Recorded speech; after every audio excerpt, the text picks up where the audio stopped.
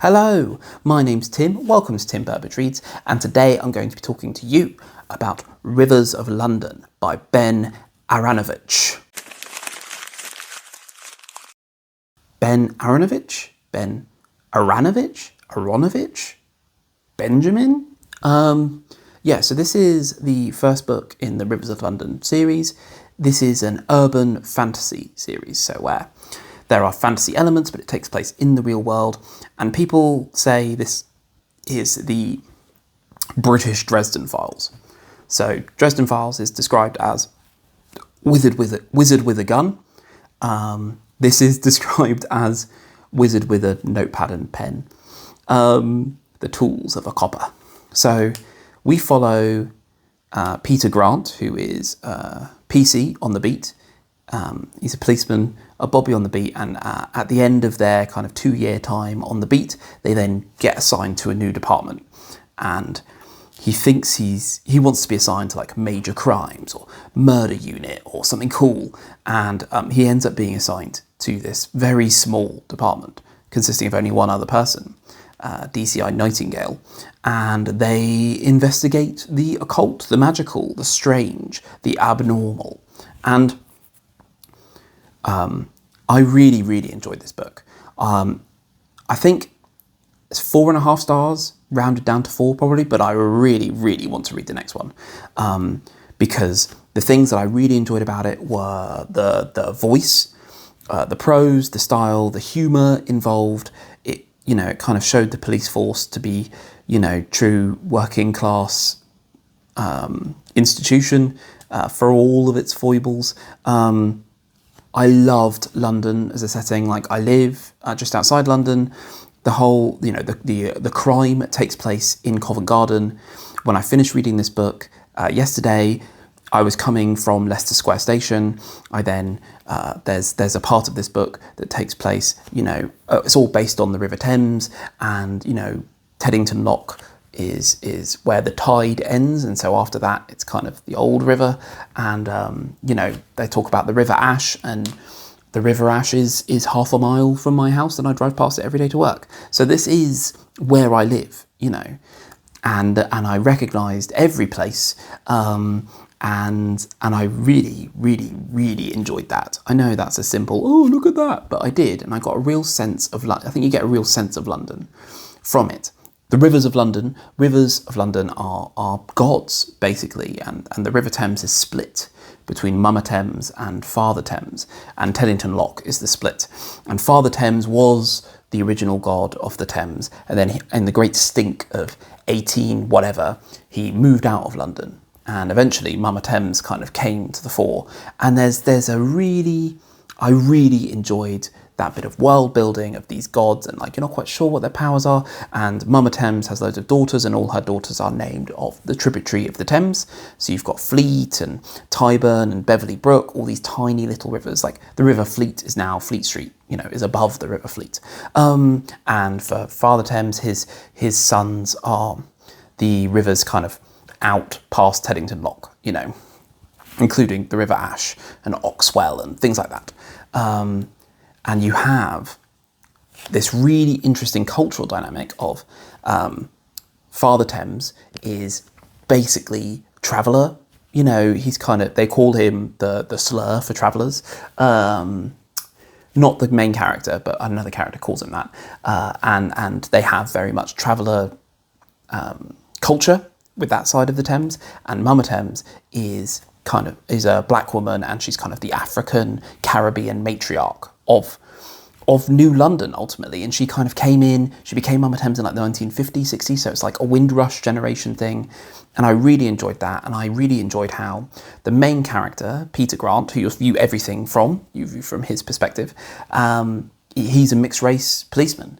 You don't really get into the ton of what's it like being a mixed race policeman, but you do get the what's it like being a mixed race person in London, and that kind of pull between the two sides of the River Thames. I really liked that. I really liked the case that they're trying to solve. So There's some gruesome murders happening and some very weird things about people being like trapped in rage and then their face falls off, and that's pretty grim. And you're trying to solve the mystery and trying to figure it out, and you're kind of on a race against the clock because things keep accelerating. And, you know, you discover what happens and then you try and solve it, and it's really, really good. I really enjoyed the case and I really enjoyed the rivers. Problem is, this thing that stopped it from being a 5-star for me is that they didn't merge at all. They were like two completely different books, two completely different stories. And so I hope we get much more of the Rivers of London bit, and now you solve the case, and you get much more of the Rivers of London and just more of that world building. You do get a bit of him learning magic. He does learn a little bit of magic. I thought that was fine. Wasn't the most interesting bit, but I didn't feel like that was what the book was about. It was a little bit about him learning magic, but it was more about the case, and I enjoyed the police work of it. Because when you can throw fireballs and move things with your mind or whatever, you still need to do quality police work, which is just listening to people and breaking up fights. And I really enjoyed that. There were some problems with the voice, particularly like issues with the male gaze. I think Harry Dresden has this similar issue. You know, Peter Grant is a young man in his early 20s and he has feelings about women and he makes those very clear. I don't think it's too bad. I don't think it's too bad, but I want it to go away. It doesn't really add much for me, but it wasn't too much for me, but it might be too much for some people. Yeah, those were the big issues. And then one other issue I found was in the third act. I'm not going to go into details because of spoilers, but Peter Grant decides to do something to try and catch the bad guy. And he decides to do this off screen, so to speak. You don't see him coming up with the discovery. You just see him say, hey, to a supernatural creature, hey, I need you to do this. And you have no idea what he's trying to do or what the supernatural creature can do. You don't have no idea. So this just kind of comes out of nowhere. And the sequence itself, once he does the thing, is really good because you have a ticking clock and you see London in different lights and you see kind of it's just really, really interesting. And it's like a proper chase sequence. But I had no idea where that idea came from, you know? It felt like I was watching a TV show and I'd missed an episode, you know, with where any of that was set up. Maybe it was and I just completely missed it. But yeah, that kind of came out of nowhere. And I found the eventual antagonist to be it was kind of two things. And I didn't quite get why it was two things. I actually might do a bit of spoilers on the end of this because I want to kind of talk a bit more about that. But I didn't get why it was two things. Why couldn't it just be one thing? Why did you have to have this extra bit? Yeah, so overall, I really, really enjoyed it. And I really want to read the next one. So let me know in the comments below. So now I'm going to do some spoiler talk. Spoilers, boo, boo, boo, boo. So the villain is a ghost, right? And he's a ghost of an actor who got murdered. And he's in the actor's church where I have seen a performance. He's also the spirit of riot and rebellion, which manifests itself as Punch from Punch and Judy. And there's a pub in Covent Garden called Punch and Judy. Like Punch and Judy shows, you know, a British theatrical tradition. Even though you find out they are actually Italian, but like they've been in Britain for 100 years or 200 years or whatever. But yeah, and there is a pub in Covent Garden called the Punch and Judy. So why was it two things? Why couldn't it just be the spirit of rebellion? Why did it also have to be a ghost? And then you kind of find out in the last chapter why any of this happened, why the ghost happened. And it was kind of a bit of a throwaway line, which wasn't great.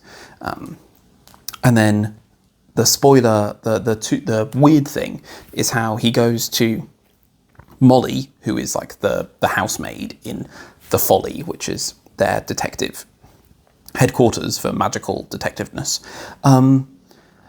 He's like, I need you to do it, and it's going to really hurt. And she bites him, and that sends him back in time. Like, where was that revealed? The only thing you saw was that Molly didn't like showing her mouth. She kind of ate like this, and you could tell that she had like weird teeth and was probably a vampire or something. But yeah, like, didn't that kind of came out of nowhere. It was really cool, the end result of him chasing the punch through time and end up killing him kind of pre-Roman Britain, pre-Roman London. I really enjoyed that. But the setup of it, I was like, what's happening? I don't understand. Yeah, so those are my kind of bit of spoiler thoughts at the end. So let me know in the comments below what you thought of Rivers of London, if you've read it, if the series gets better, or if it gets worse, or if it gets the same. If it gets the same or better, I'm really happy because I really like the first book. And please subscribe if you see this, and I'll see you in the next one. Now, get out of my house!